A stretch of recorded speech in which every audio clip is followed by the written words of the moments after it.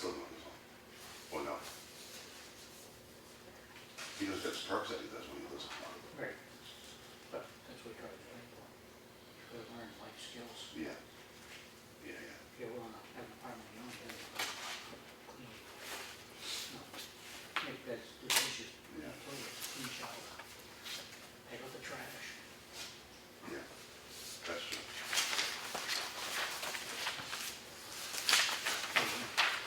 You get it living at home. Because it's much safer. Yeah. And I can see that. You know, it's not my sister-in-law. They still don't even know what cause it was wrong. Oh, sorry. She was there a year and 4 months. She collapsed in the house in Feirick. And they took a touchy reverse and she got brain damage, lack of oxygen. She got a bunch of issues going on. And it's like, you know, Steve and my brother, and they have a little girl. We've been taking care of her. Well, not me. Yvonne has been taking care of the Sabine. You know, they come over the house. I don't know, 2 times a week, maybe for one sleep overnight, they get a break. Because she's messed up. You know, she's 4, so she's at the age where she's looking for a female, you know, yeah, thing. And so we got the Toys R Us item at the house. We haven't had Toys R Us item in the house for 26 years. You know, so it's, you know, life skills are very, very important. It's like a friend of mine. His son has severe Encrypted. You know, he's very sensitive to touch. You can't touch him. He'll freak out. Can't even shake his hand. Just anything. He just, you touch him and he's off the wall. And the other night, I was working and she called Yvonne. She goes, you know, she had him home, but you know, for the weekend. And he was totally out of control. Totally out of control. And Joyce, the mother, made the mistake of grabbing him by the arm and saying, listen, no, you can't do that. All that stuff. That lit that fire. It was a blaze. You know? And so we went on and tried to calm him down. And he thought, it's not right. And I can't go. So I went today just to talk to him to the state. This way. And we You're on the so, phone. Okay, all right. Did I miss something at the end? but he's smart. If he reads this, Well, I think he can read his value verbatim. You know, and all you have to do is see it one time. Today's the 14th. Oh. So, No, then that isn't right. I know what you mean, yeah. Because we have to post it. it's just a tough thing. She's stuck in the house. I don't know. You know, Yeah. Don't sign it. once you give up rubbish, once you give up something, you get it back. It's very, very hard to get it back. Very hard.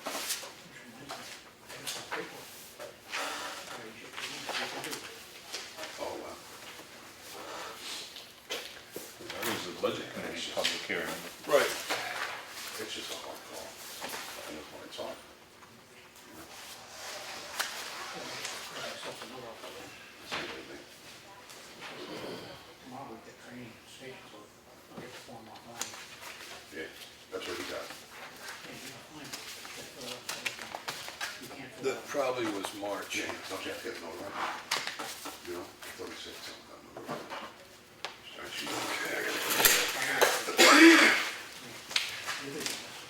Yeah.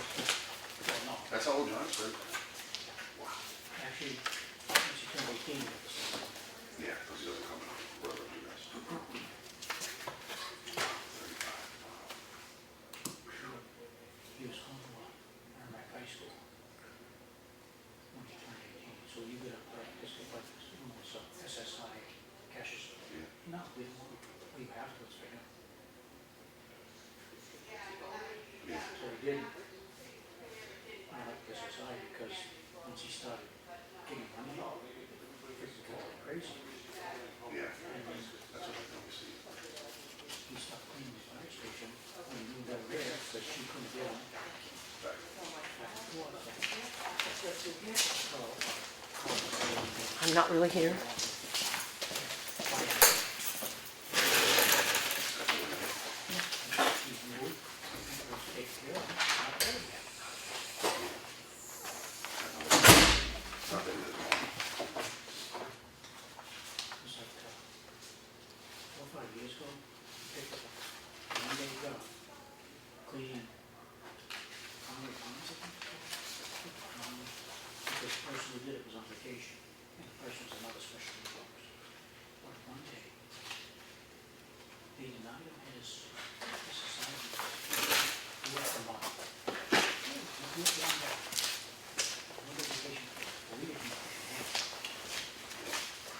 That's wrong.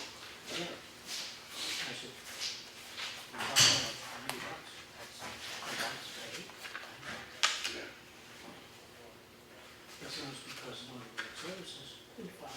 Yeah, I hear that all the time.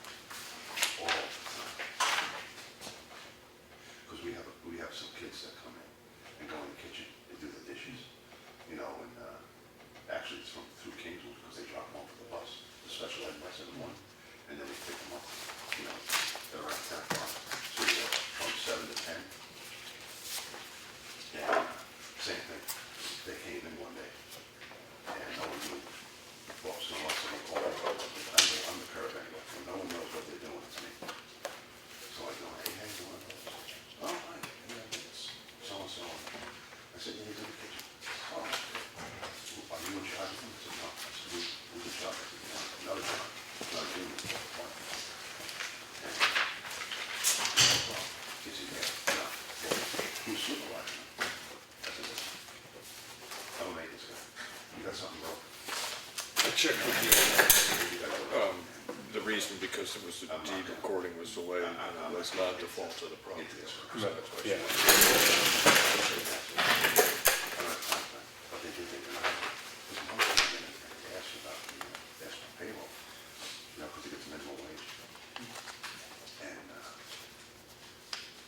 same thing, she goes, well, why did, in 1 month they had him making $600 for 3 hours a day. I said, I want that. Yeah.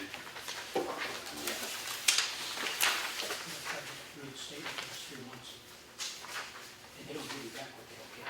Yeah, you lose it, you lose it. You lost it. Okay. You lose it. Yes, you lose it. Yeah.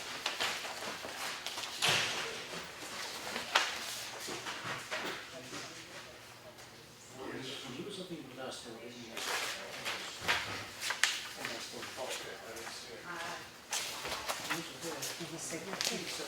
Oh, it might have been stapled to the same. Oh, maybe the paper clip is on to it.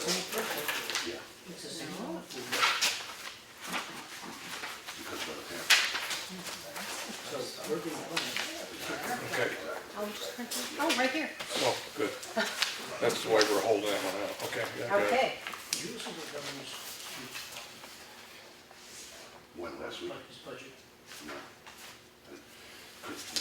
This is the only thing while we're gonna hold off signing this because the final draft will be for public hearing on. This is wrong. Funds for communities. This is on the work session we did on the procurement policy, but this is incorrect, so. So we'll just hold that out.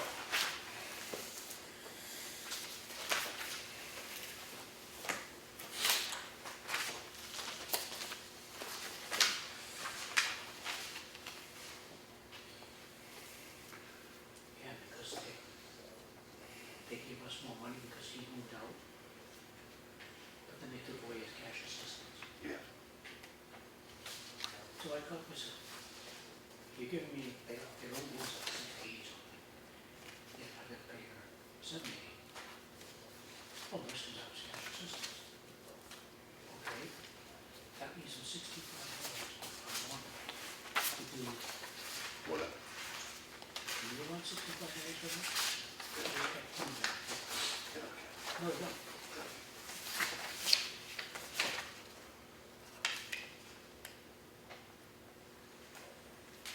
It's just such a hassle.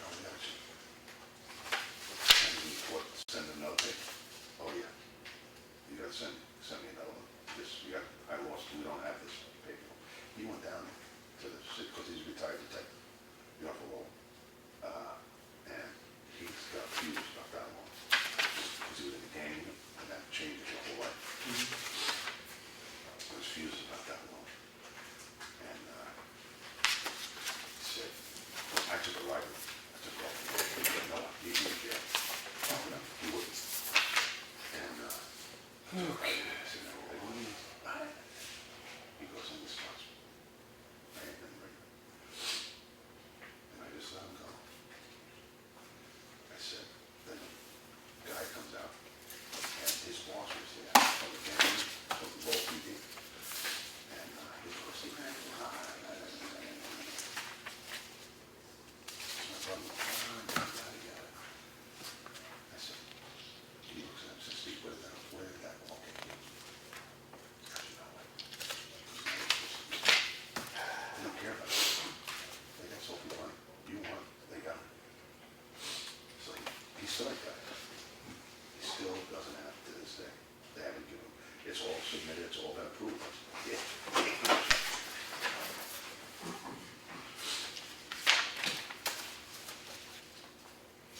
And the thing is, moving up here,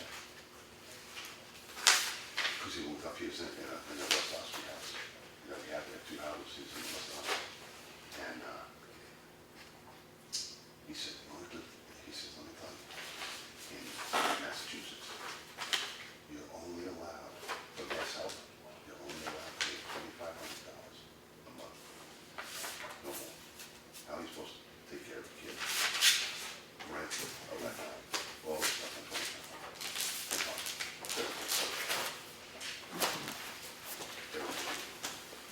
Anything stick out there, Larry?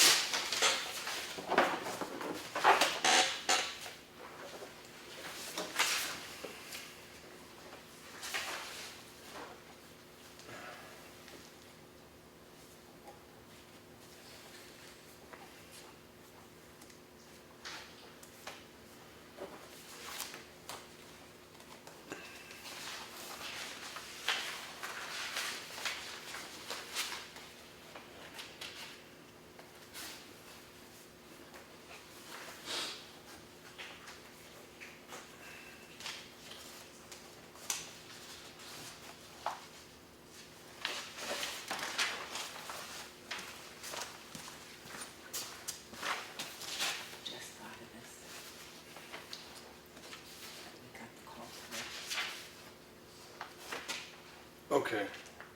Oh, who wants to pick it up? That's the only option? I guess we can have them. So I don't know what the cost is, ship them or deliver them. I'm trying to think, there's a really good cheese shop in Concord. Okay. Except we don't have a mileage budget, so.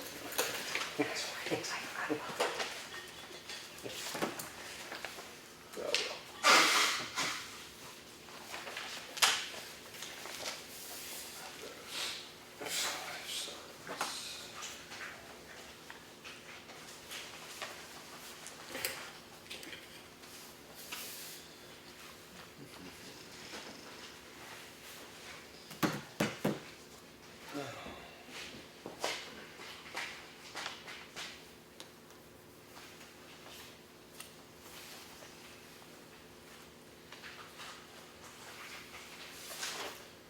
Okay, so.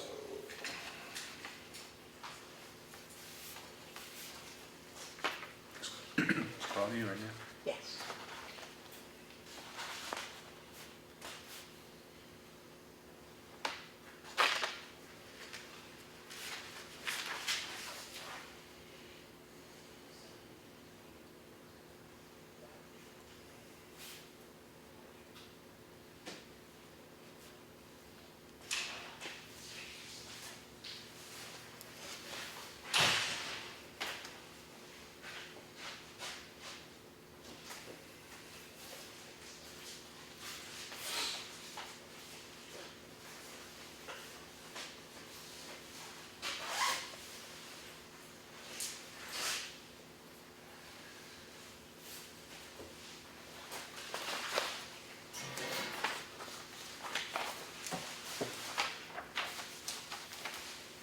Did you have a question for her? No, I wanna get with her and go over the invitation, don't go when she catches her breath.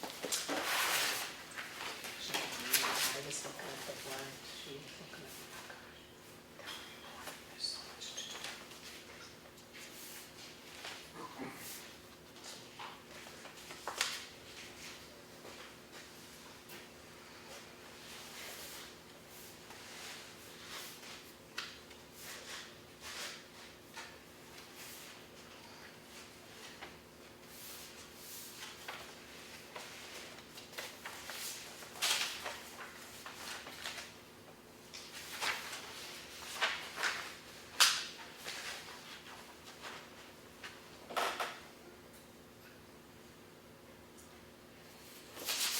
Okay.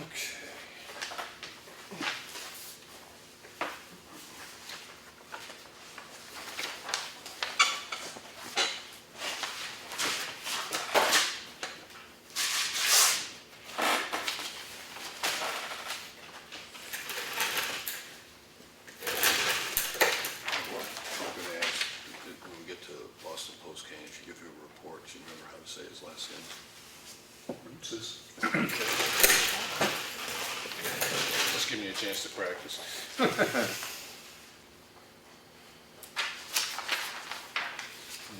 You'll probably forget it before then, right?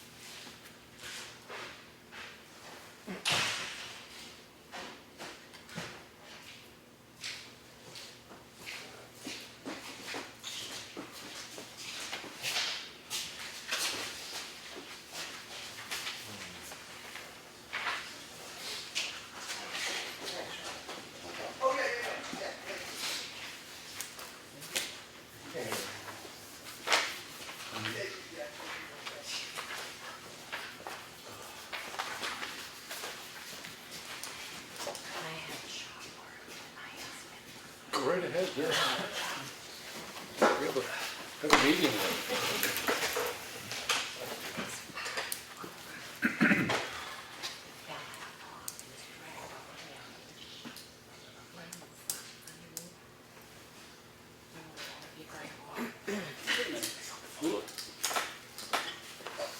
You need a minute? Yeah.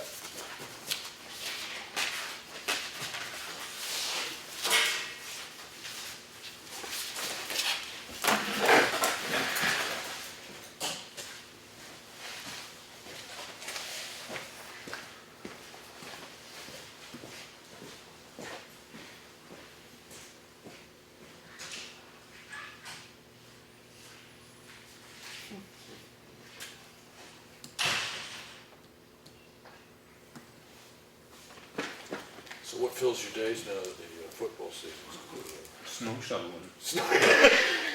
Competitive? Yeah, yeah, yeah, you against old age, right?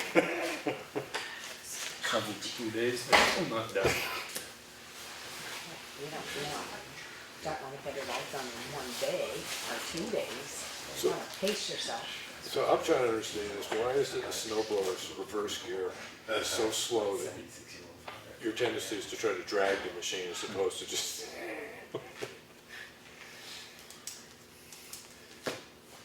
I mean, you can get that thing going forward so fast, it's dangerous, but you can't get it to go backwards at a speed that doesn't freeze you to death. That's the safety feature, they don't want you to slip and get run over by it.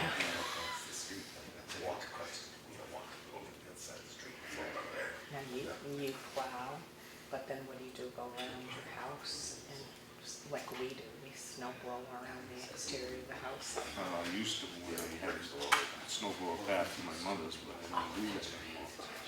I used to keep my snow blower in the barn and use it to snow blow the deck up the back. But then my son needed it, so he had it. He brought it back because he bought a new one, but I never put it in the top of the barn. Now I just shovel my deck, can't get the snow blower. Yeah, they did sharp a couple of years ago, done a 20 by 20 deck. on the Everything top. okay, Liz? Nothing to worry about. It's just falling apart. That's right. And she's Nah, just a piece of plastic. she's like, well, I have this electric snow blower. All right, so you all set? Okay, everybody. And I don't accept. I just ready for us. I pledge allegiance to the flag of the United States of America and to the republic for which it stands, one nation, under God, indivisible, with liberty and justice for all. I want to thank everybody for coming, and the first thing on the minutes, we did have a work session on February 7th, and the minutes read reviewed procurement policy received from Attorney Matt, so changes were made and forwarded to Matt for his review. Final draft will be ready for public hearing on Thursday, February 19th, 2017 at 7 p.m. That last sentence, final draft will be ready for public hearing on Thursday, February 9th, 2017 at 7 p.m. Should just be struck. Struck. All right, but I'm going to put down is that these minutes were amended. All right, so get another copy in the book, but I'll write a note that it will have been amended. So the amendment will, everything will remain the same except we'll strike that one sentence. Amended.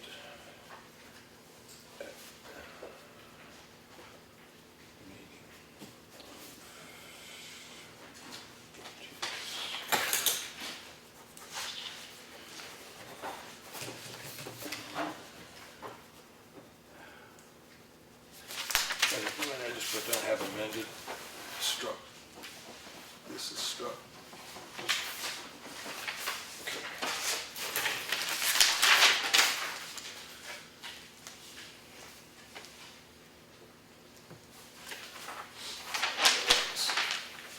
And that's where it says have been amended, and then this is struck. And that'll get put in the book, and the other one will get put with it, the amended one will get put with it.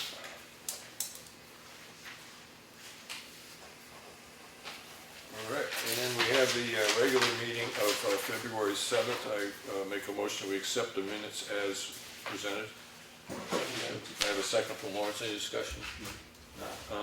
All those in favor? Aye. And I didn't even look at the manifest cost. I'm sure I didn't write it down. manifest this week was for $15,605.18. I make a motion that we accept the manifest as presented. Okay, I have a second from Lawrence again. Any other discussion? No. Hearing none, all those in favor? Aye. Okay. Public comment. In the back. I'm sorry, please state your name, whether you're a resident. Keep it polite. If it deals with an employee or a contracted person for the town, please present it in writing. Eric Jones, Stillings Lane. Just two general comments. I was wondering if the selectmen had been advised when they might be bringing back the snowbanks. My road in particular is probably at the point now where Chief Burbank would not be able to get a fire truck down it. Okay, I can check with the road guy, but I'm pretty sure he'll probably start doing it tomorrow. I'll double check with him on that. They've been out already. The roads I came into the meeting on tonight hadn't been winged back, but yeah. The only other comment I would make, I don't know if it would be possible for, at some point, around my horrible schedule, in the past when they plowed my road, because it's a little road at the end, dead end off of a dead end, we're the only house on it, and we're on one side, there's nothing on the other side. They used to plow the roads so that all the snow went to the side that there's nothing to clean out, no mailbox, no driveways, all of that. I think they've got a new plow, they've got one of those V plows now. I had to dig out 4.5 feet of snowbank just to find my mailbox last night. Okay. If there's any way that they could go back to the way they had been doing it, which was to shove it all, into the trees, they don't mind if there's 4 feet of snow in front of them, nor do I. Right. It would just be, it's difficult. Is this the first time that's happened? This season? No, I mean, they've been doing it, and up to this point, it hadn't been a big issue because we hadn't had all that much snow, but after 4 snowstorms in the course of a week and a half, it's become a little difficult to manage. Anything else? That's all. Anybody else with public comment? Well, let me answer Eric's question. If they have a one-way plow, it always goes to the right. So if they plow in, all the snow goes to the right.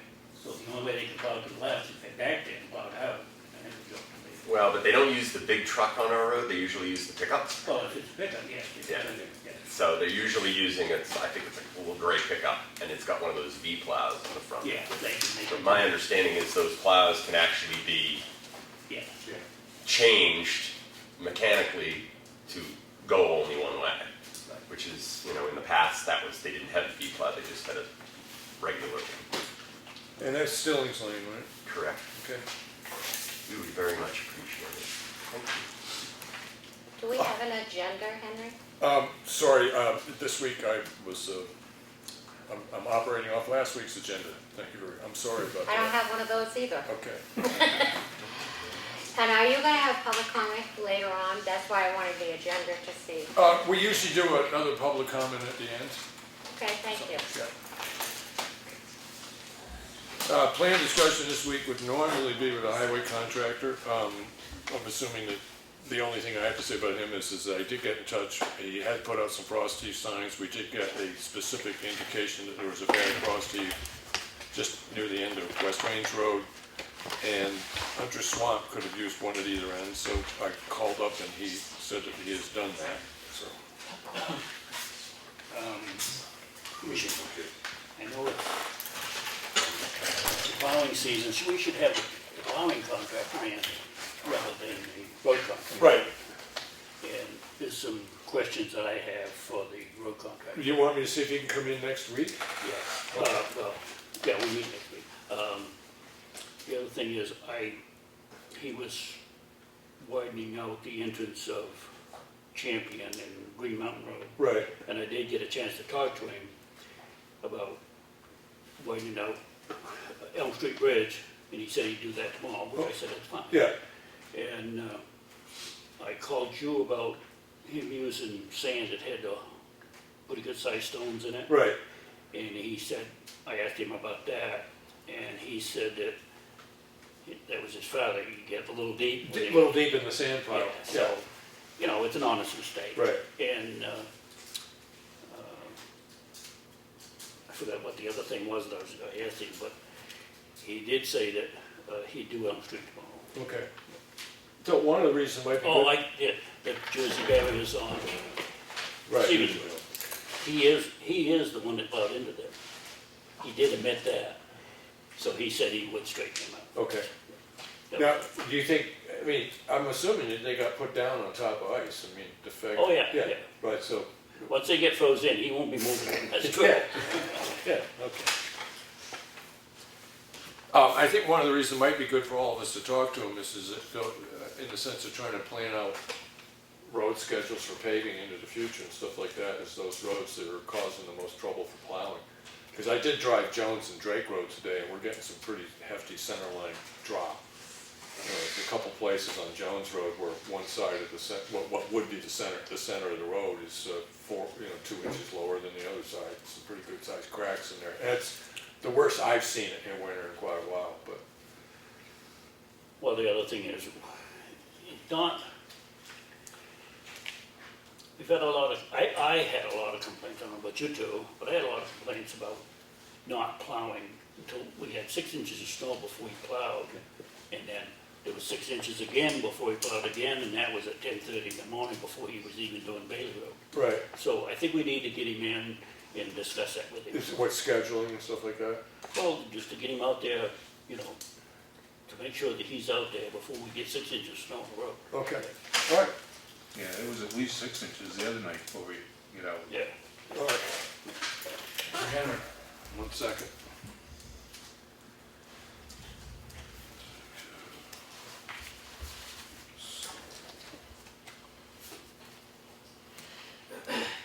Yep. You said you were on Drake and Jones Road. That's what my comment is. We're getting really beaten up with heavy trucks saying there's nothing on Champion Hill Road allowed.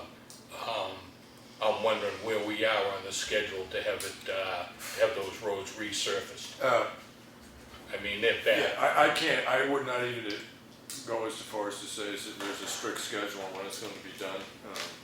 But I'm gonna say that this spring, early spring, some serious consideration by the selectmen need to be put into which road we attack next. There had been plans to do some work on Granite Road.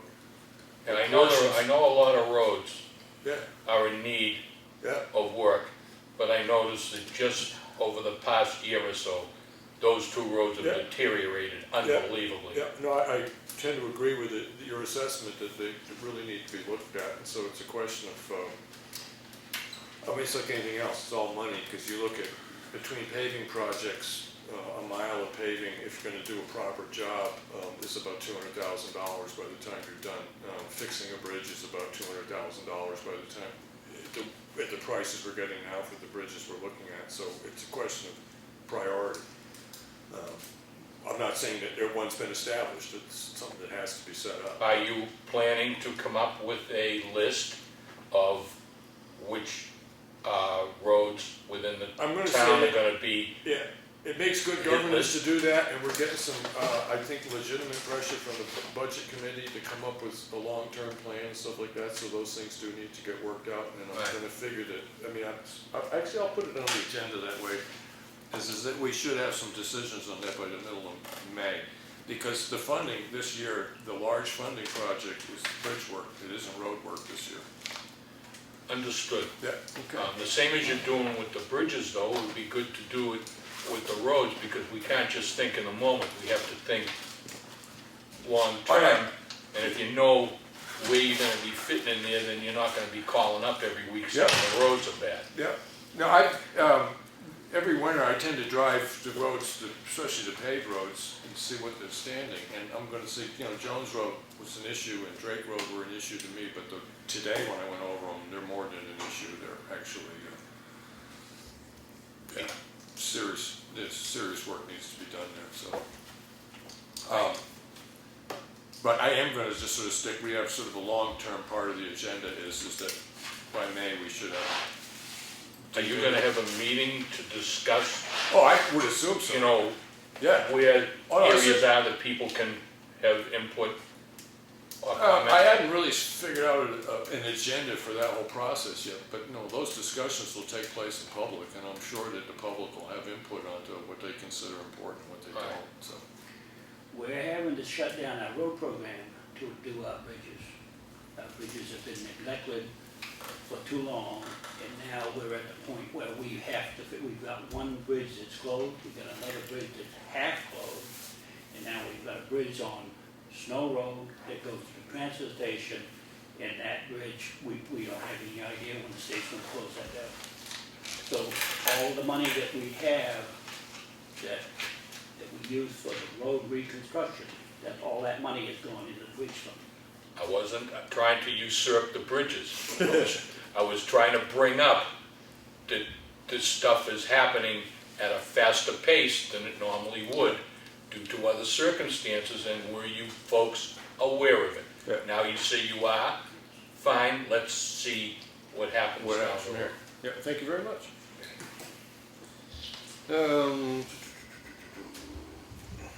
Propose, we have a work session set up for the 21st, and I had that we're gonna finalize the summer road maintenance edits that we went over, and I thought we could start looking at trying to craft, not road snow, but snow removal, the snow shoveling contract.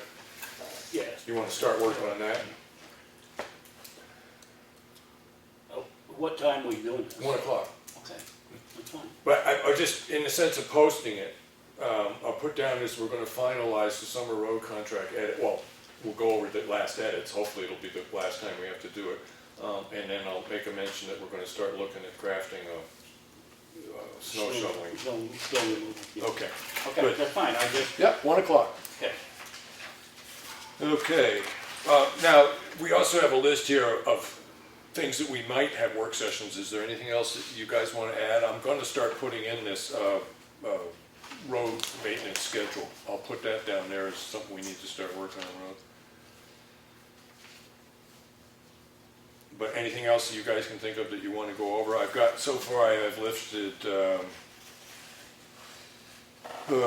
capital reserve fund, we did that grant writing, that's kind of, we already figured out what to do, but that alarm system at the library, that's not gonna be so much of a future discussion, that's kind of going along. Bridge maintenance is what we're talking about, winter road contract, roadside mowing, and snow shoveling.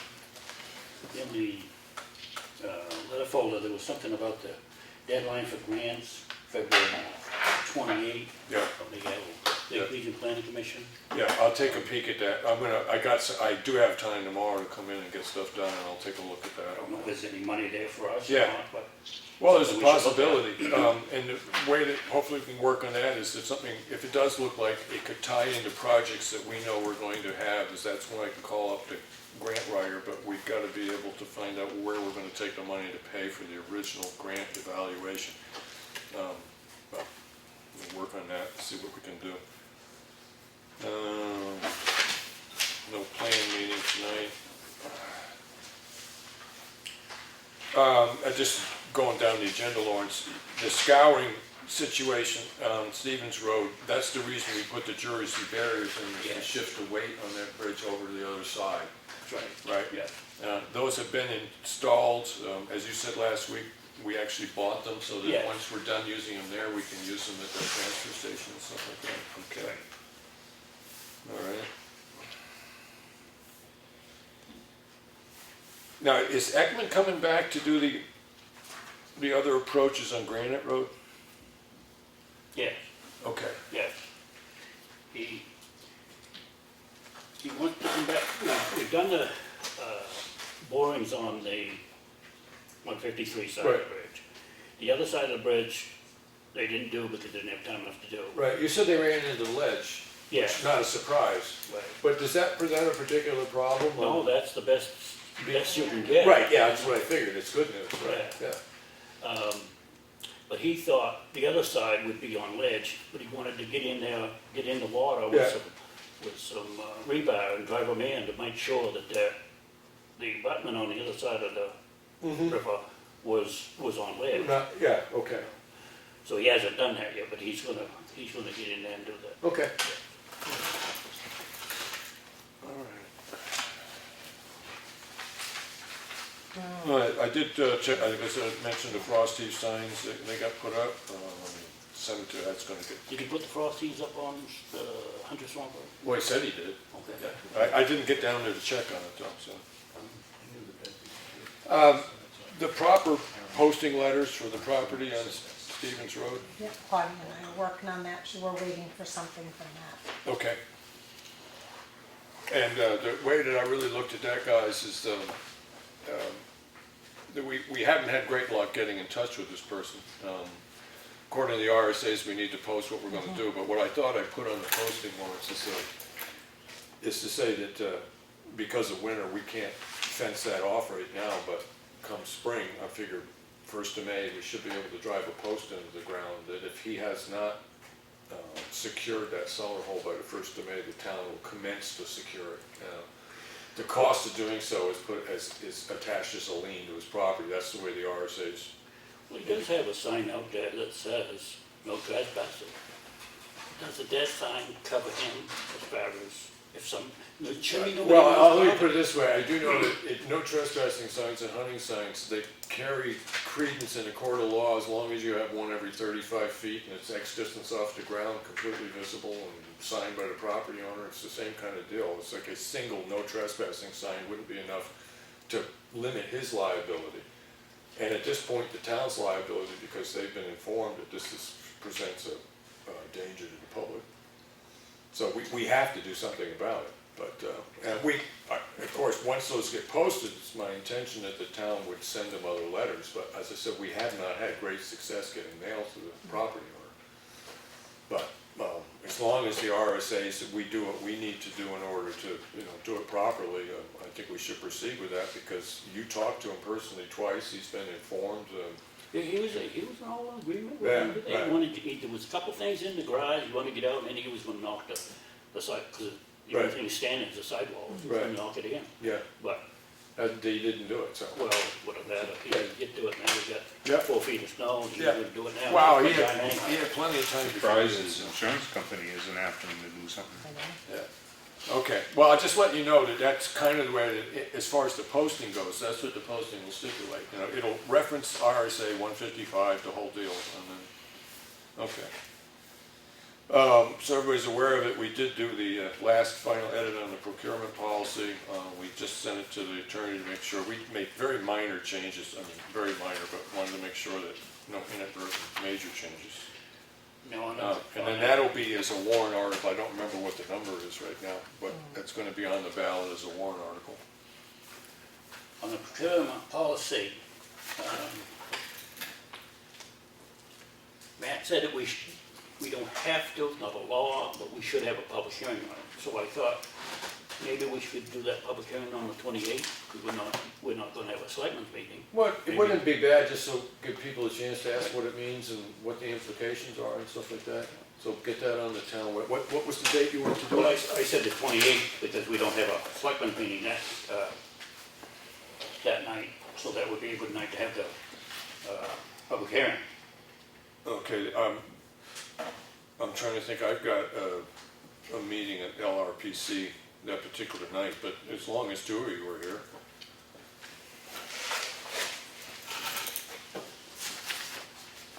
And I think the reason I wrote that down in here also had to do with the grant process, because I remember Mr. Thompson brought that up. So,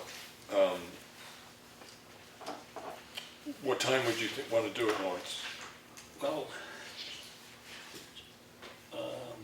budget committee usually meets at 6:30, so I would think 6:30 would be a good time. 6:30? Yeah. All right, it's just, we can start posting it, get it on the town webpage. We could have it put in the article, the Effingham article and stuff like that, get the word out that it's gonna Yeah, happen. well, it has to be posted for X number of days. Yeah, no, I understand, but we got plenty of time, but I mean, get the word out. Tell as many people as possible. We'll get some, as soon as we get it back from the attorney, we'll get copies here so people can read up before they get to the meeting and stuff like that. But just so you're aware of it, I may not be able to make the meeting, because if that grant thing looks like it's viable, it's worth it for me to take a trip and I really think check they it are out. happening. Okay. Mr. Chairman, Yeah. in Pencil, the Historic District Commission has public hearing either the 27th or 28th. I don't know what night they're having it. It's in pencil right now. Okay. At 7. So what do we wanna do, the 28th at 6 o'clock instead? So that we allow an hour? Well, I'm trying to think, if you're trying to get people, I mean, the more people that are aware of what this The more document I is know. prior to election, the better. How about Well, if I that would- contact the That would be chair? fine, I don't believe the public hearing would take any more than an hour, right? Okay, 6? Just to go over the 6 regulations. o'clock, 6 o'clock? Okay, website. okay. Lenny, update on we had the award ceremony for the Boston Post game? We did. That's it? What's his name? I was asking you, I was giving you a chance to say it. You're the one that made the presentation. It's Yes, your we report. presented the cane last Friday at 11:30 to the oldest living resident that happened to be Tom Roots's. I got it. Lives right up the street on School Street. He was pretty proud, pretty happy. So that was nice, reviving an old tradition. Yeah, and he uses the cane, now he's got a dress cane now, Yeah. so. Yeah, I don't know, there should be, hopefully we'll get some pictures, they had a photographer in Yes. from Independence, so hopefully that'll be in the Yep. paper this And week. she sent us the picture for the town report. Oh, So excellent, we have it. thank you.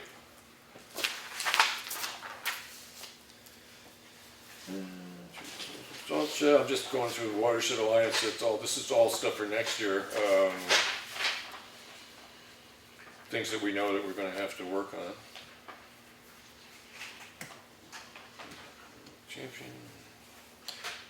Some of this stuff under budget items I'm gonna leave in because there's still things of concern, but I'm looking at numbers 6, 7, and 8 on the agenda. I'm just crossing those off because they're being dealt with one way or the other, this year's budget and town meeting. Procurement policy, drop off of there.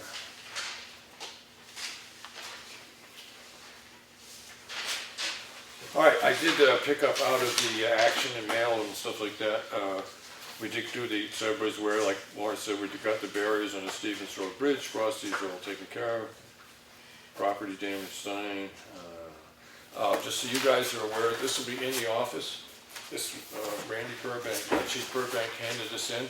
They did some editing to the Effingham Selectmen, I mean, their mission statement and rules of procedure and SOG.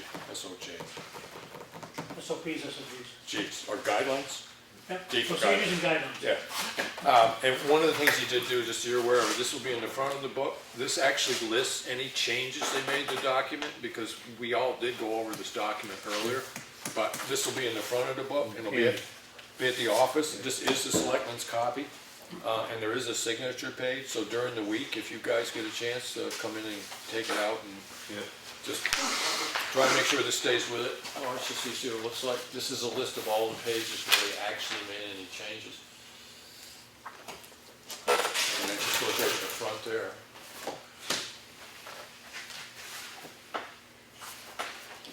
Okay, well, What we review that and make suggestions that we want to see in there. Well, one of the things that we did request is the fact that there's a signature page from the selectmen, is that they reviewed every time that it gets amended by the department, that we review the amendments to make sure that there's nothing that sits back and jumps out at us as putting the town at a higher degree of liability, whatever you want. But as I said, he did give us a list of what they actually changed, because this document is one that we had before, and hopefully we've all gone over it pretty well, but there's some changes in there, and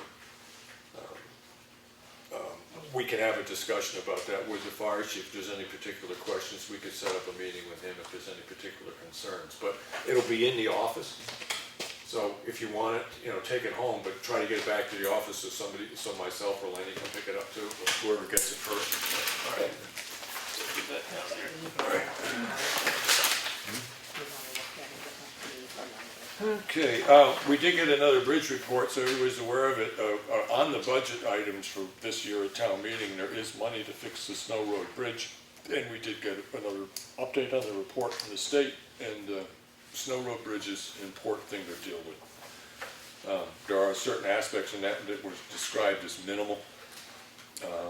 And pretty extensive report on the condition of the culverts themselves. I do know at one point, Lenny, we were working on possible changes to the electrical system out back, and then we ran into a problem with the connection between this building and that. Yep. But the sort of nuts and bolts, where are the sockets and are there adequate sockets and stuff like that, never got followed through once we got through that other part. So I'm just, part of the agenda is going to be just add in there is electrical work at the police department. I don't imagine we're jumping into that until we see what we have for funding after town meeting. Right. But it'll be on that list of things for next year. We need to pay attention to that. Dana was supposed to give us an estimate. Yeah, yeah. But He probably forgot about it. yeah, just the way I look at it right now, there's not a problem with trying to line somebody up to take a look at it, but we can't really spend any money on it until we find out what happens at town meeting, so, okay. I did get a notice in one of these folders that we had 3 people that wanted to speak with us. One was Randy, and I'm assuming, Randy, it was about the report that we just discussed? Or was there another issue you wanted to bring up?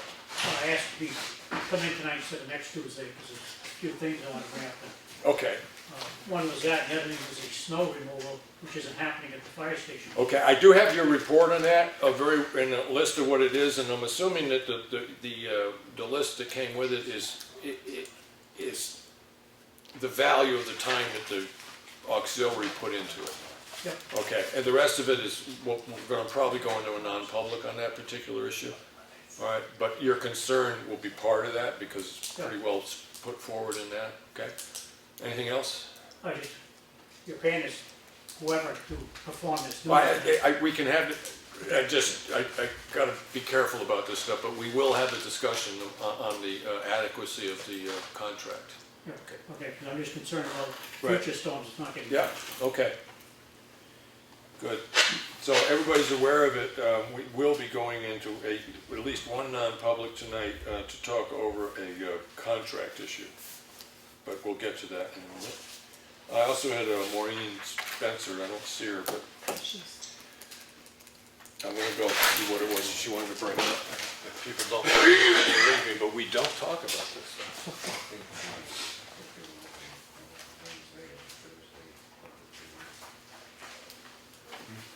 Are you having a public hearing on the 7th, the 27th, or the 28th? Neither at this point, you can actually erase those. Okay, That's why I wrote them in pencil, That's they what I- weren't definite. okay, I good. wanted to grab the spot, but make it undoable if Okay. necessary. I'm gonna follow this.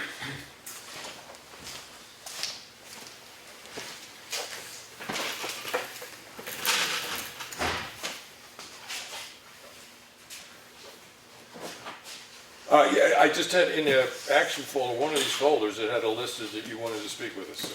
I do, but I need a non-public session. As a library director or as As a a welfare officer? Which? Welfare Well, officer. welfare officer, okay, all right. And I had one other thing of request, Mike, your name was on there, was there something particular that?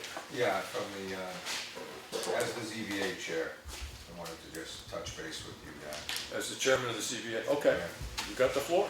All right, well, I shot you off an email. I'm just, this was, the ZBA made a motion for you to speak to us?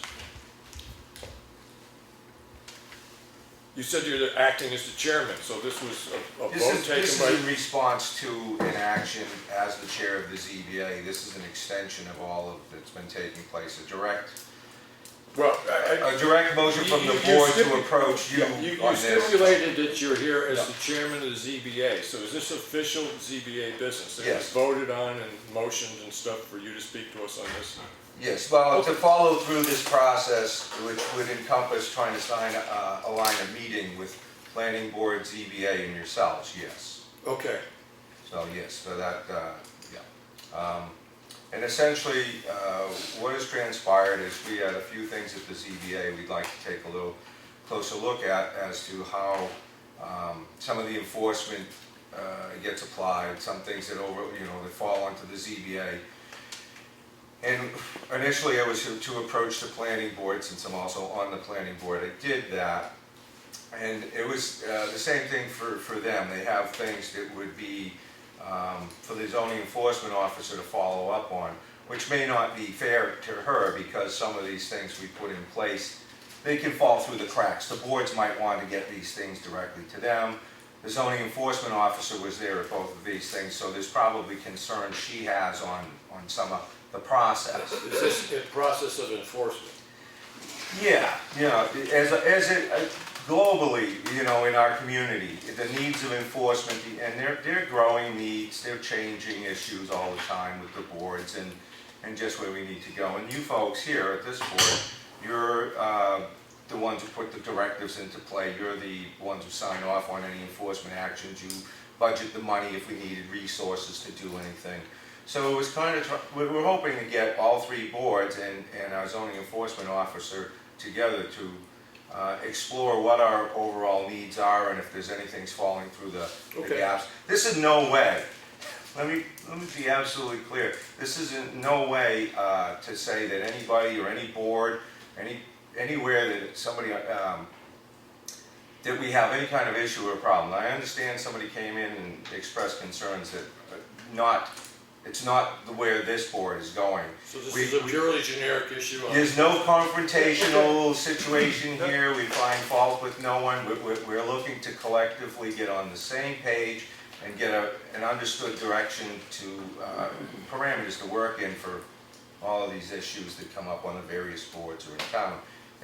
There's no problem, I think there was an issue brought up with the enforcement officer. That's not our board. Our boards are committed to working with the zoning enforcement officer. She's very professional, very knowledgeable, and that's the way we feel. We're happy working with her, so we don't have that problem that came about. I kind of got from other conversations that have taken place at meetings, I sort of had an understanding, and I put some thought into this, and I haven't had a chance to talk with my other two selectmen yet, but really what I was thinking of, Lawrence and Lenny, is to try to set up a meeting with the town's attorney, but it relates to, one thing I don't want to do is have an attorney we pay $150 whatever bucks an hour, and then have 14 people in front of them asking questions.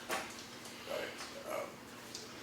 Because the one specific issue that this seems to be about is the process of enforcement and what it involves. And so I was thinking of trying to get in touch with the town's attorney with a request that he comes up with a sort of a specific discussion about those issues the town runs into when it increases enforcement.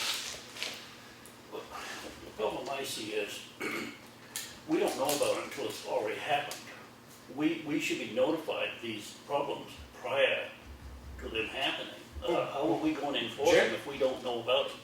Generally, we have been. Most of the issues that I've heard mentioned is stuff that we've been aware of, that when we have reports from the zoning enforcement officer, she's put some of them forward. We've had members of the public come up to us, stuff like that, but I'm not so worried about any particular issue.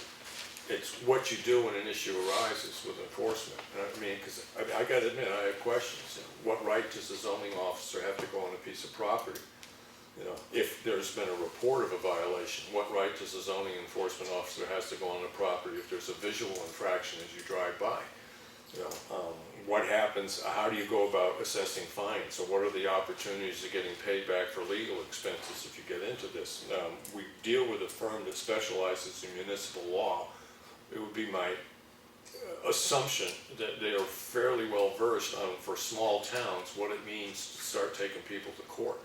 Because that's the position that you end up finding yourself in, if the people are being told that there's an infraction on their property and they're not doing anything about it. You either let them win or you take it to court. And what's the process for that? I know some of it because I've just been hanging around a while, but from the selectmen's point of view, I do have some questions. My primary thing I was thinking is to have the meeting with the planning board and the zoning board, but to have it limited to one particular topic. It's not a general land use questions that you have. No, and I know what you're looking at, and I think John Nyes is probably going to jump in, and I think I know where he's going. But what I'm looking for initially would probably not involve the attorney, because I think what I'm looking at here is more an understanding of process and how some of this gets divided up and how we would go forward. So And that the might, meeting that is- might facilitate the questions that you probably are going Okay, to want. so have the meeting and codify the questions to ask the And, attorney. and then you may have a follow-up meeting as you're outlining. That would Okay. be my Okay. thought. Does And that I make think sense John to you? has some input on that too. Does that make sense to you? That is fine with me. Yeah, okay. I'm actually the one that instituted that, to have the boards together and Yeah. have them talk to the town attorney. The only reason, and what we did was, each board had 5 questions. Up to the chair to write down 5 questions. We emailed them to Bart Right. ahead of time. So we wouldn't waste any time, he would have the answers to Right. those 5 questions. Right. Each board. I think it's very important to have everybody on board, Okay. not to ask questions, blah, blah, at the meeting. Right. So everybody hears it from the attorney's Yeah, I mouth. understand the value of that. Because we get lost in the in So- the transit. What we're talking about right now is setting up a meeting with the selectmen and representatives or members of the two land use boards, probably the code enforcement, the zoning enforcement officer, have a general discussion and try to nail down those 5 questions between the boards and this. We never had that, Henry. But We does it- just asked the chairman 5 questions. We never had that meeting with anybody, with the other boards. Yeah. We just had 5 questions, keep it simple. 5 questions, fire it off the map. All right, let me go back to Mr. Cahalan, because he actually is on both of the land use boards. How's that sound? Well, I like where it ends up, but I think there's this one other meeting might be helpful, because the members that come in, they all deal with certain issues that come up, and there would be enforcement things that they may think of that one other person may Okay, not. how about- I think it would generate a conversation. How about if the selectmen requested from the 2 land use boards and the zoning enforcement officer a list of 5 questions or primary concerns that they have, and then at the meeting, we get together without the lawyer, with all the boards together, we know what we're gonna be discussing. Okay, Right, yep, does that sound fair? Because Yeah, what we- I can try to do is draft a letter from the selectmen. yeah. I'll run it, I'm gonna run it by the other 2 guys, because it's the kind of stuff I do on Wednesday, and email it off to them, see if they wanna make any changes. Those will get sent out to the boards and the zoning enforcement officer. We'll set a prospective date that we want the questions in, and then suggestions on when to have a meeting. Sure, because then I guess you could get individual boards' concerns or things in their view that they want to discuss, and we can bring those Yeah. forward. The one advantage with having a member on both boards is that it carries over, but this does give all the boards and the zoning enforcement officer a chance to see what the primary concerns is from the other 2 locations, so. Yeah. I think, does that sound sensible? How about you? Think that sounds good? Okay, well, I'll try and get that letter written up tomorrow and then get it emailed out to you just to look at. I would point out you have 3 land use boards. You have 3 land use boards. Oh, I'm sorry, yes, I beg your pardon. Yes, so that's historic district, yes, okay, thank you. Chances are we're gonna sit quietly in the corner and just listen to what everybody else has to say. Chances are, Will you? if concerns are enforcement issues, yeah, okay, thank you, I'm so sorry about that, planning board. 3 ZBA. And we actually have, I was just gonna say, Lenny didn't speak up, isn't he on that board? pretty damn good. All right, is there anything else you wanted to bring up? Okay, no. No, about anything? Okay, no. Lawrence? Yes, I have a couple of things. Okay. I talked to Ekman Engineering, and he's willing to come in to the Southern Community Yeah.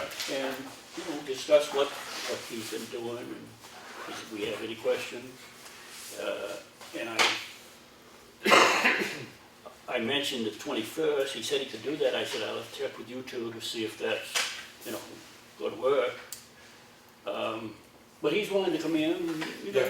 just discuss what he's been doing Yeah. on the bridges, and then we can ask him questions, or the public can ask him questions. Yeah, and looking over the proposed procurement policy and understanding is that there is an existing recommendation through votes at town meetings that, well, I won't bother to get into the long history of that, but there's a good chance that one of the ways the procurement policy reads is if you're either going to spend $15,000 doing one thing, or you anticipate spending at least $15,000 contracting services with a firm contracting services, then it might be $4,000 each time you use them, but you're gonna use them 4 times, that's gonna be 16 grand. We need to put that out to a bid, right? Yes. Yeah, so I think one of the things is that when they come up, because I'm always a pleasure to talk to these people, but we need to let them know is that more than likely, the continuing use of their services is something that's gonna be put out to bid.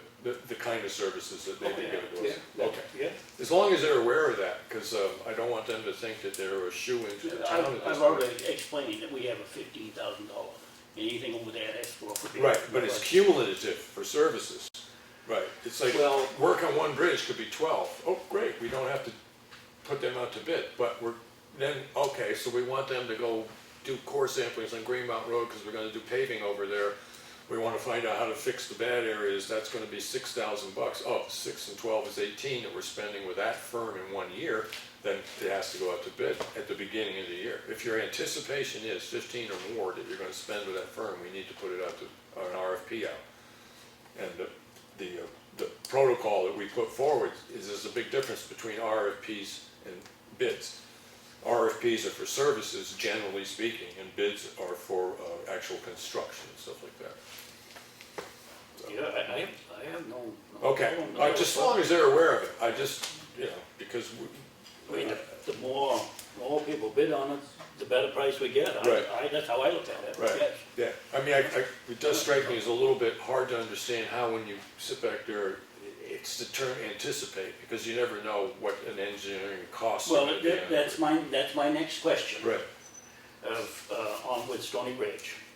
Now, Mr. Cahalan brought up at a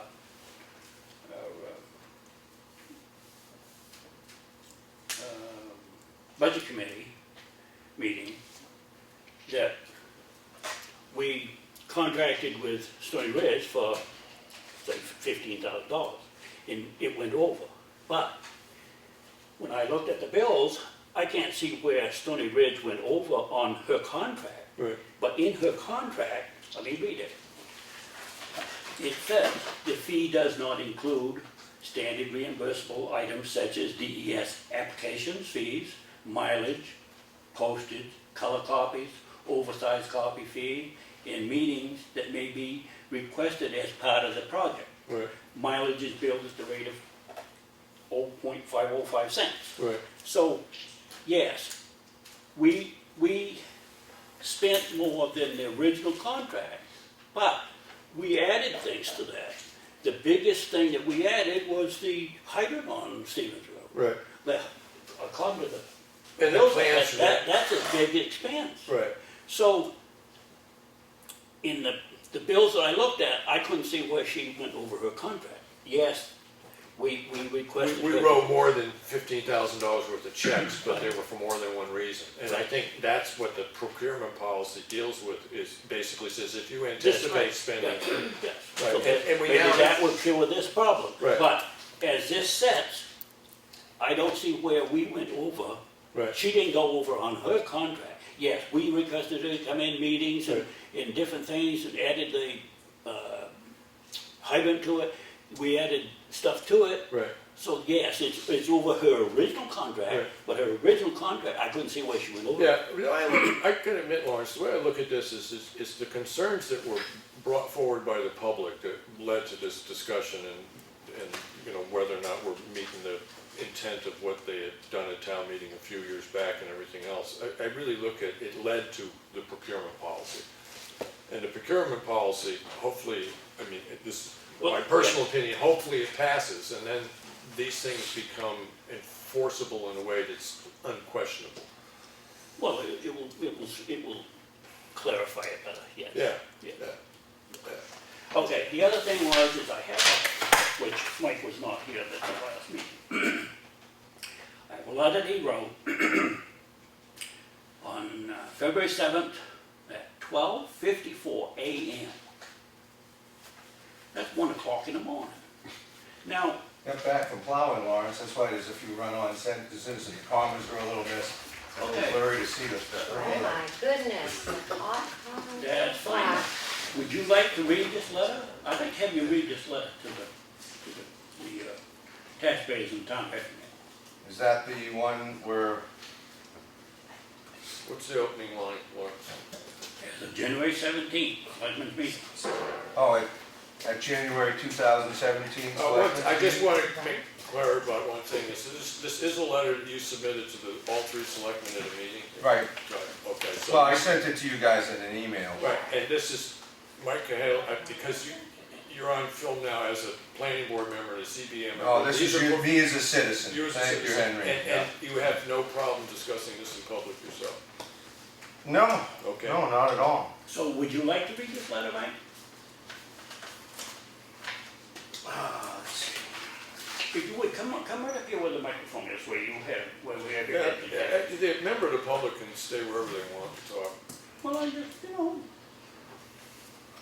I think this is Okay. important that the taxpayers see what's in this letter. Well, everybody in the room should hear it. Let me ask the person from Government Oversight, is the recording of Mr. Cahill's voice going to be audible to the public? Okay. Okay, let's see here. This is actually in response to a conversation that was had here that Lawrence had started about 91A. And continuing That's, going back to just recording. Selectman Edwards. Selectman Edwards, that he keeps revisiting the 91A, the logs and all that that's encompassing time and time again. And I brought up there was a numerous unfulfilled 91A request. So this was a response to all that. At a January 2017 Selectmen's meeting, Selectman Edwards returned to the discussion of 91A. In his view, the Selectmen need to keep track of all information that is requested from the Selectman's office by the public. The way this conversation has gone at that meeting and prior meetings is being perceived by myself included, there are some things that Mr. Edwards does not want the public to know about. I believe that he is also attempting to hinder the public's ability to access public information. This would allow him to operate with a reduction in public oversight. I was allowed, as were others, to add to the discussion. I brought up that keeping a log of 91A requests is generally done when information is not readily available to disseminate, and at that time, the clock starts running to fulfill that request, which is within 5 business days. I further pointed out to the board that the liability falls on the board when it fails to meet 91A request in the allotted time frame, 5 business days. At which point, I listed off the top of my head 5 91A requested items that the board has repeatedly failed to provide me. One of those items was provided by another citizen to me after, as I recall, the work session, Mr. Edwards publicly took credit for that individual's body of work. That was the procurement policy that you put forward there, Lawrence. I do understand there exists another reason to track outgoing informational materials, which would be if the board is in or anticipating legal action by the requesting party. Other than that, I am at a loss as to the reasoning of Mr. Edwards, although this is not new territory for me, respective of his reasoning. Motive provides me a greater level of clarity. Under motive, see October 18, 2016 BOS meeting minutes. Improper entry, reason for non-public session, attempt to circumvent bidding process, i.e. bid rigging outside of the public's view. That was when you wanted to put out for bid the Mitchie culvert, and if you got a lower bid, you were going to bring it over to Mitchie and see to have them give you a lower one. One of my previously requested items was a draft by Mr. Edwards circulated by the board through the months of May and June of 2016. I will just say this was not a one-time request. When asked, Mr. Edwards would not provide accurate source origins for a 22-page fire department policy that he attempted to introduce on more than one occasion. When asked about its origin, he stated he got the aforementioned information from multiple websites on the internet, but would not list any individual websites, and it was a composite of his research that he constructed, as in the sentence syntax was his. The first clue for me that this may not be his work was that I have been exposed to some of Mr. Edwards' written work, as well as having heard him read aloud publicly. The second clue with this body of work contained full sentences, capitalizations, punctuations, and this was a distinctly different literary style from anything I had previously seen of his work. Indeed, it seemed highly unlikely to me that this was Mr. Edwards could have written this policy. After only a cursory investigation on the internet, I came across the very same text, verbatim, sans part of page 20. There he removed, omitted section T, out of service vehicles / equipment.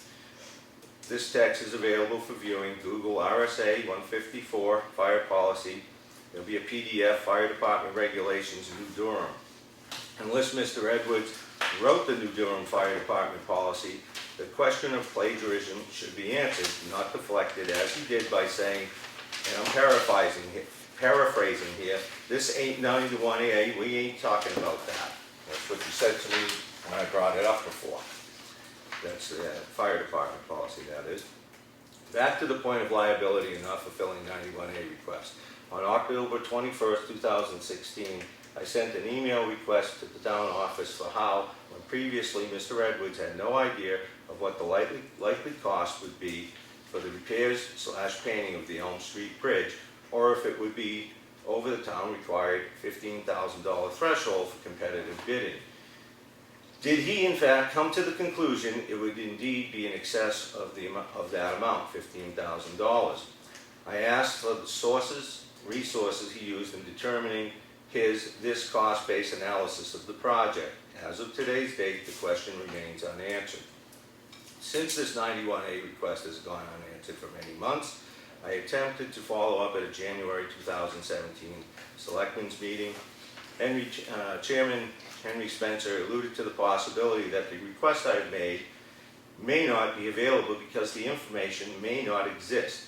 This should be a concern to everyone that the Board of Selectmen is making financial decisions without any cost assessment of the projects they intend to fund, nor apparently have the other two selectmen, Mr. Spencer and Mr. Espie, reviewed any material that led up to this project going out for bid. As to the projected cost and or how the estimated cost was assessed, ascertained, if they had, would they have not been eager to share that information with everyone instead of inviting me to continually question the competency and rationale of this board's decision-making process. Furthermore, the bidding process and the one and only bid received for this project, had it moved forward, should have been worthy of legal scrutiny for more reasons than the obvious nepotism that was on display, or that the board was trying to take money from a fund that was not allotted for that use. I look forward to receiving an answer to my question with copies of all related cost assessment materials and the names of consultants companies prior to the next budget committee hearing on, on February 9th, 2017, where I hope there will be an opportunity for disclosure as to the methodology in the board's proposed funding of the Elm Street Bridge project. Just to clarify for any and all readers, I am in favor of establishing a town-owned bridge maintenance non-capital reserve fund and would not oppose reasonable funding for that purpose. However, I do wish for transparency, accountability before the spending of those funds is allowed to commence. That may mean that the selectmen are not appointed agents to expend. Please note, I view this request as overdue as provided for in RSA 91A, dated 2/6/2017. I'm not sure of today's date, but I'm sure it's another beyond 5 more days since I put that in, and I've received nothing to answer it. So, you wanted it read, Lawrence. There it is. That's right, I did. And you're insinuating that I'm trying to hide something from the town? Why would I think there's been world would I occasions try to that hide make me something curious from as to how you operate, and that there's no transparency, that you've gone behind this board's back, and Henry wouldn't let me finish before, but he came up to me and explained to me why. We had a meeting here, and you insinuated that other boards are making phone calls to the lawyer, and that drove up that outrageous legal line. Now, Henry, you're the source. Are we discussing the letter? Well, we're discussing Let's his finish hiding. with the letter, and then if you have Well, I'm another answering issue his with question Okay. about whether or not I think he's doing something hiding from the public. Now, and September 26th, you got 4 days left to do this bridge project. It's not gonna happen, your permit ends then. You guys were just gonna pick the contractor that day. So the idea that there's any injunction stop this business is total malarkey, because there's no paperwork from the court telling you guys to stop. So Melissa Siemens in her reporting is ridiculous. Which But to bridge? your point, Which bridge? 'Cause that would be the Stevens Road Bridge, thank you, Henry. But you came in here and you were asserting that you wanted to pick and go forward and do certain things. Henry had stated to Lenny that we have advice from the attorney to wait, and they wanted to wait till Friday. Henry stated it was from the attorney. Lenny said, okay, if it's the attorney's advice, we'll wait till Friday. Friday comes around, and that's where I found out you've been calling the attorney without informing the rest of the board, and that you got advice to wait, and you went contrary to that advice, and you tried to convince this board to move forward. You didn't tell them you were doing it.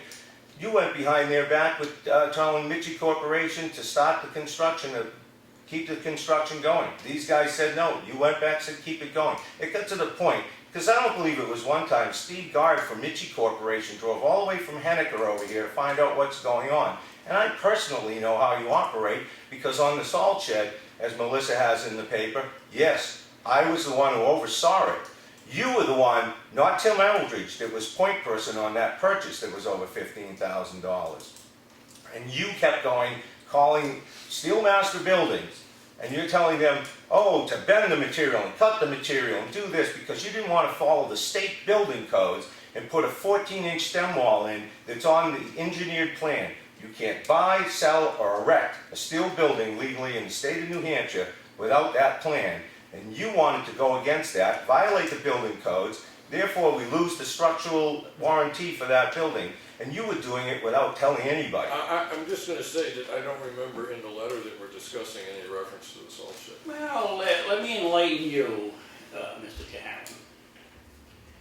The building that you're talking about, the company doesn't provide a foundation plan to start with. All they provide is the building. The foundation plan is done by others. No, I have it. No, well, It if you comes do, I'd with like the to see building. it. I'd like to see if you have it. There's one in file in that office too. Because- Lawrence, I'm just gonna say. No, let me, That's my question is, are you happy enough having this discussion? Because we are discussing the letter, we are into topics that have nothing to do with the letter, and this is specifically from the letter. this has gone on long enough, as far as I'm concerned. Okay, so This isn't the first letter that man's wrote about. you're happy enough having this I'm conversation? happy about having this conversation, yes. Now, when you're talking about the building, I drew up the plan for that, For the building? for the concrete structure that building sits on, didn't I? Oh yes, you most certainly did. Okay, and was it 12-inch walls or was it 14-inch walls?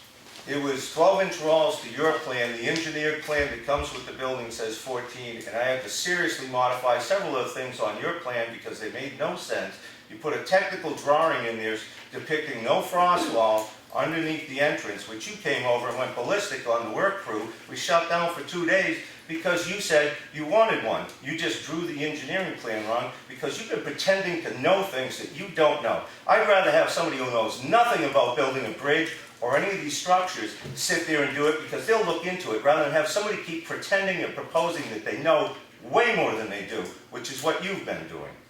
Well, we have an engineer on the bridges, Mike. I'm not doing it, I'm not designing the bridge. Well, We that's, have an engineer doing it. you tried designing the bridge. I have the letter from Nancy Mayville right here. She Yeah. oversees the state municipal bridges. And she sent back a report on your suggestions. It basically said, stop, desist, these things are ridiculous, they're gonna fall apart, they're unsafe.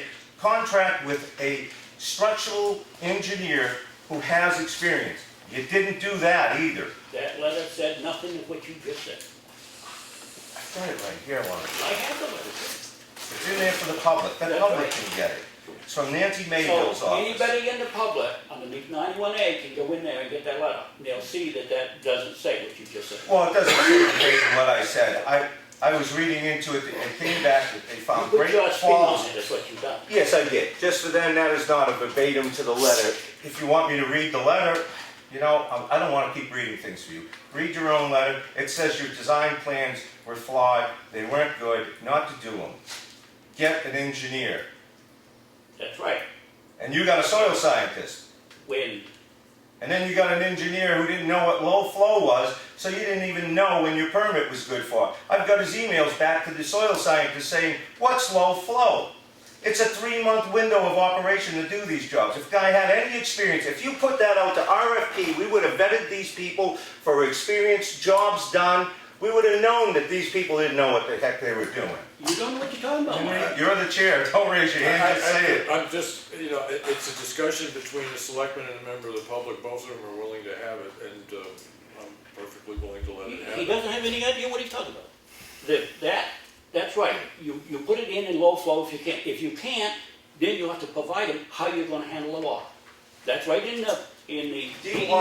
I will say this, is that one of the things that as a selectman, and I hope Mr.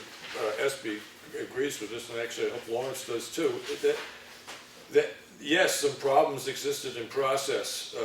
They are what led to the establishment of a procurement policy that's going to be put in front of the voters, and if it passes, the result of that is unambiguous, because as the rules are now done, and our town's attorney, there was a question about, it's a suggestion or it's a rule. This is going to be an ordinance. If this passes, these questions become, the result, the answer to these questions become enforceable.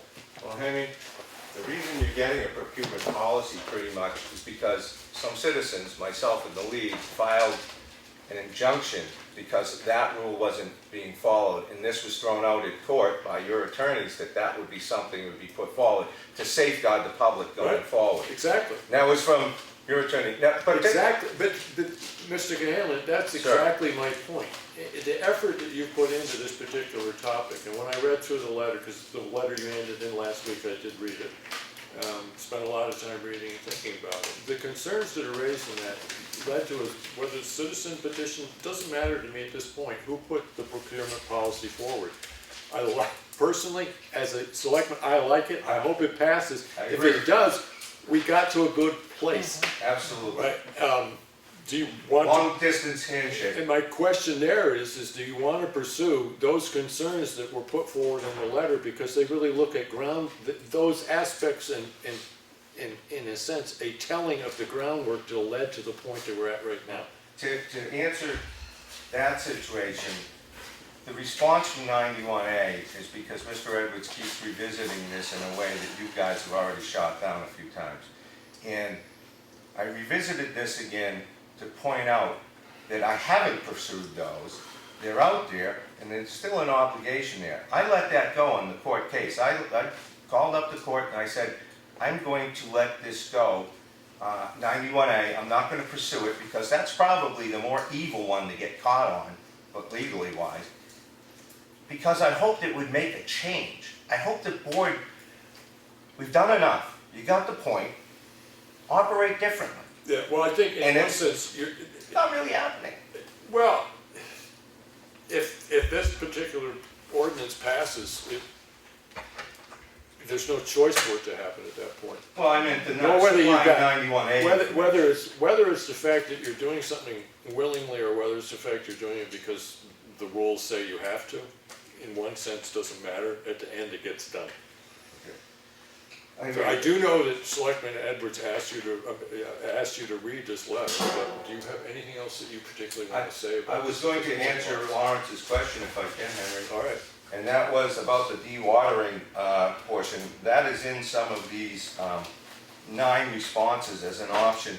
But this is Brown Industrial Group who has What done these project are projects we before. talking about? And this again is the Stevens Road project. It is Brown Industrial Group's understanding that a condition of the permit for the culvert installation is that it will be installed during low flow with your proposed award date of September 15th, 2016, and a completion date of December 30th, 2016, we could not meet the conditions of the permit. Brown Industrial Group, Inc. recommends the installation be postponed to the summer of 2017 and is conditioned on this proposal. G.W. Brooks, proposed schedule. In order to meet the New Hampshire DES requirement of conditioning the work during low flow period, this work will need to occur during the summer of 2017. They go on. And it goes on, Coleman, all work would be performed during low flow. Let's face it, guys, you didn't read the permit. You guys that you hired didn't know what the heck he was talking about. I have those emails, Lawrence. You guys met with 4 days left to get this job done. And I don't know if you're using the Chinese calendar and it's the year of the monkey or something, but with culverts coming in November, November's after September. Maybe in the Chinese calendar it's before, but there's no way that culvert is going in the ground in September if it's not here.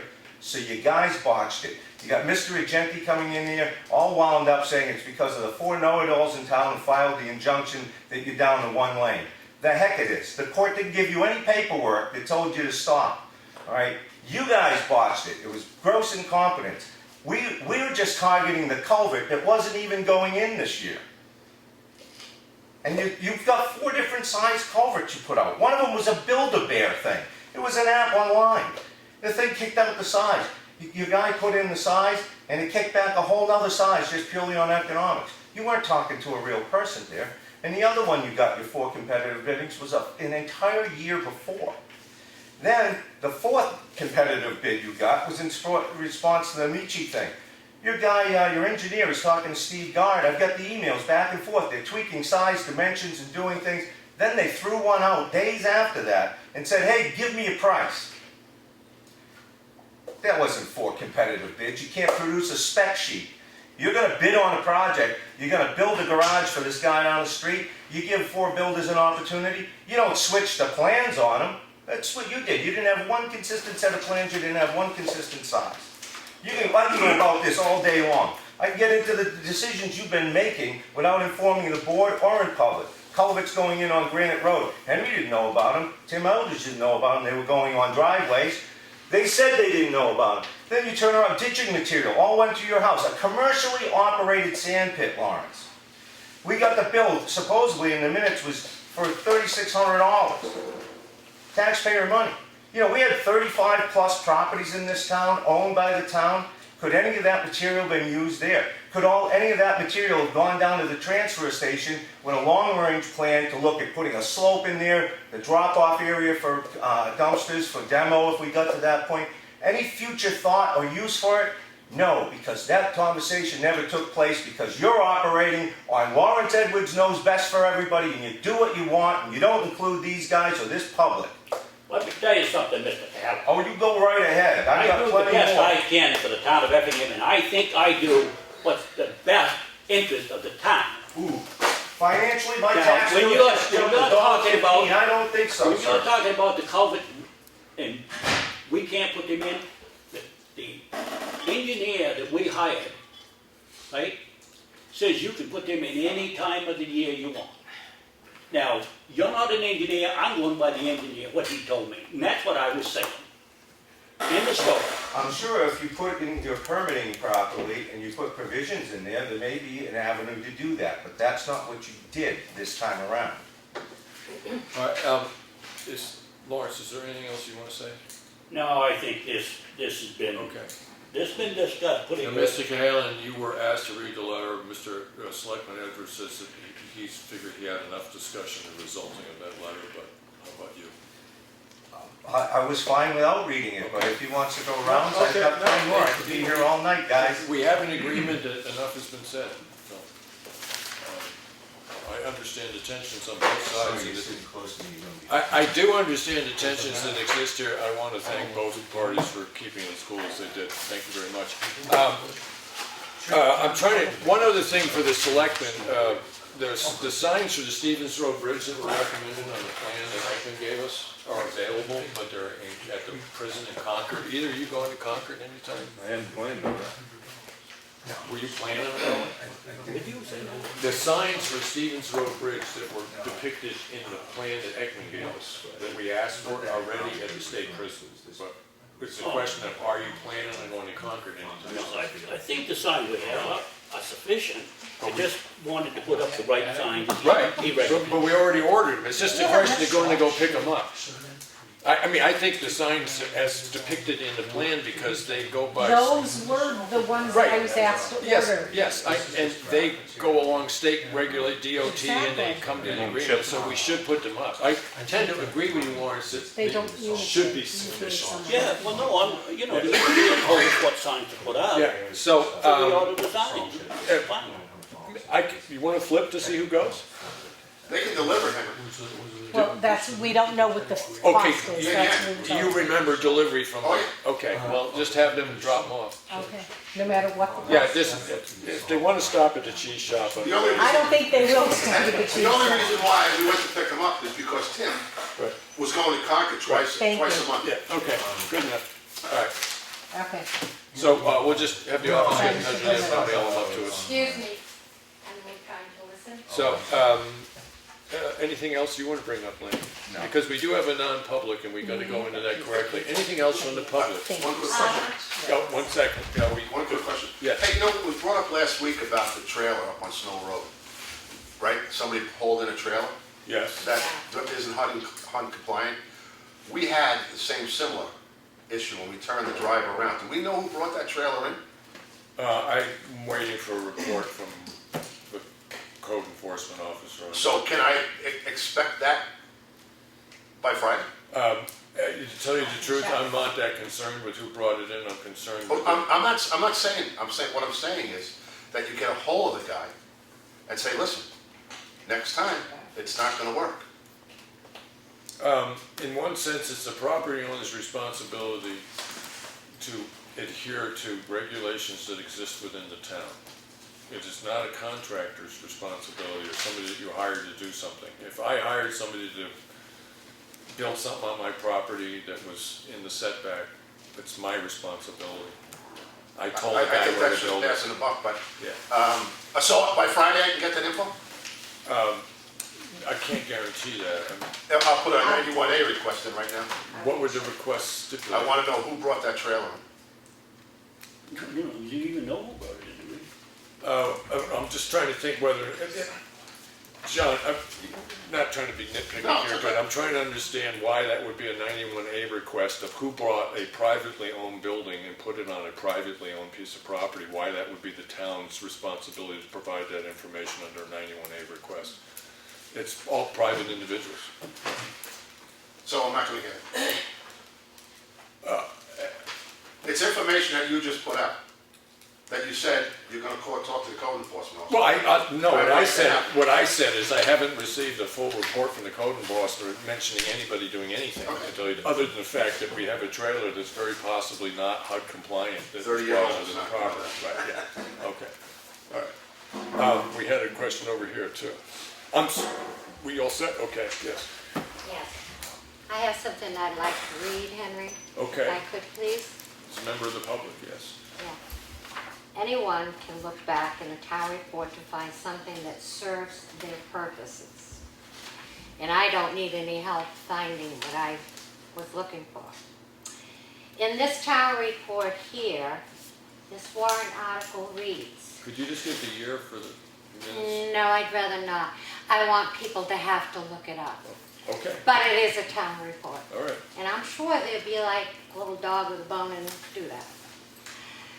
To see if the town will vote that all elected or appointed town officials must live in the town of Effingham, New Hampshire.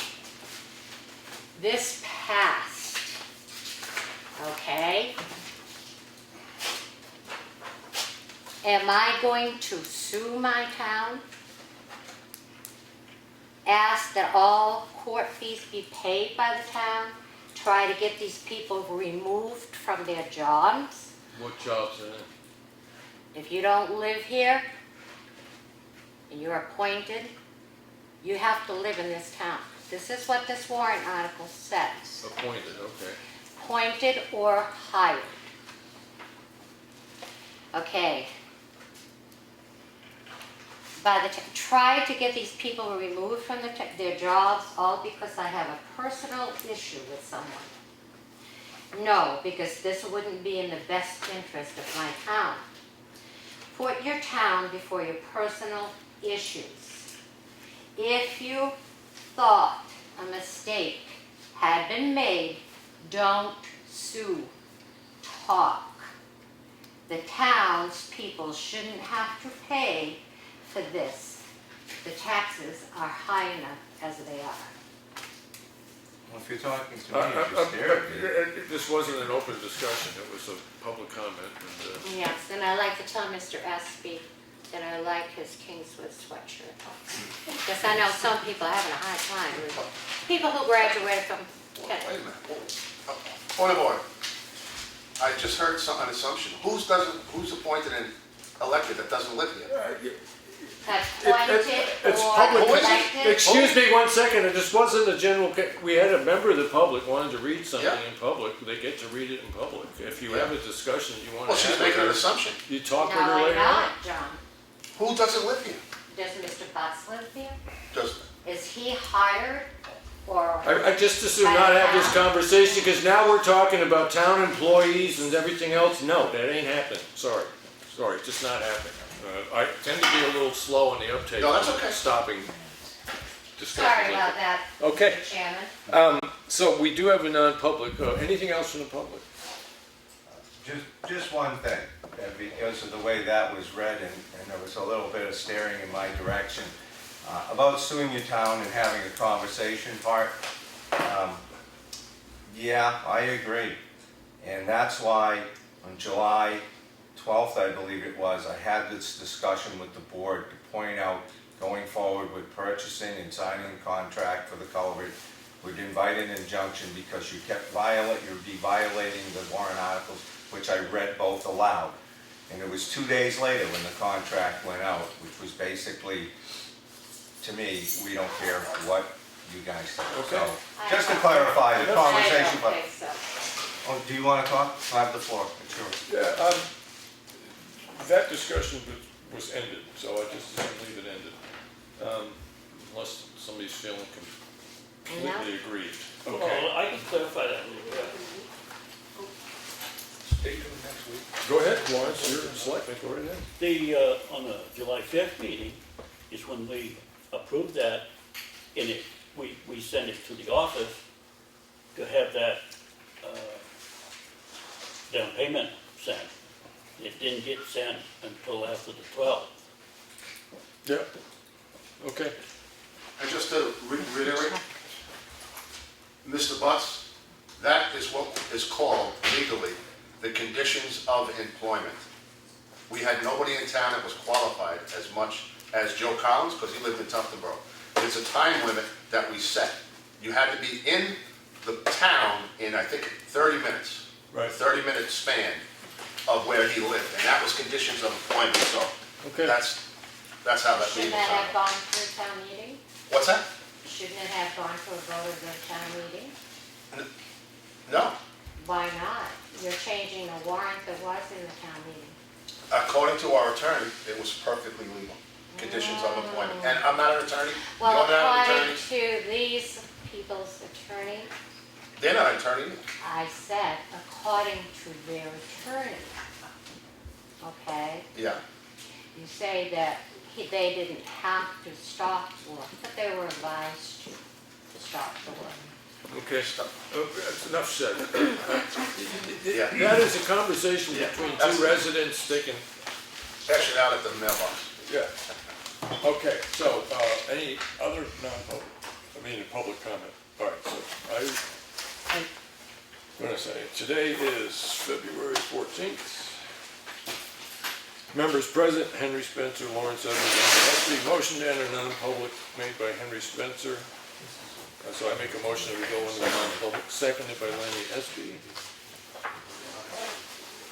And it's under RSA 91A:3, Roman numeral 2, number A, dismissal, promotion, or compensation of any public employee or unless employee effective. She was doing this as the welfare officer, so that's not what I want. Matters, it would be 91A:3, Roman numeral 2, letter C, matters which, if discussed in public, would likely affect adversely the reputation of any person other than a member of this board, unless such person requests an open meeting. The exemption shall extend to include any application for assistance for tax abatement or waiver of fee, fine, or other levy if based on inability to pay. So that's the reason that we're going in. And a roll call vote to go in. Henry Spencer, aye. Lawrence? Aye. And Lenny? Aye. Okay. We removed the public at this point, ask you to shut off the tape and leave the room. And I will go get Mrs. Spencer, the welfare administrator. Are you coming back in the public? Good discussion. We have a, yeah, before we do that, we have a, We have to come back into the public. right, Yes, sure. right, but if we're gonna do any other business, you don't have anything else after this you wanna do? And you're all set? And we did announce the work session coming up next week, so when this non-public is over, the only thing we'll do is deal with the minutes, and then we'll adjourn the meeting. Okay, so I'll just back it up then. Yeah, okay. All right, so 5 minutes recess, I guess we call it.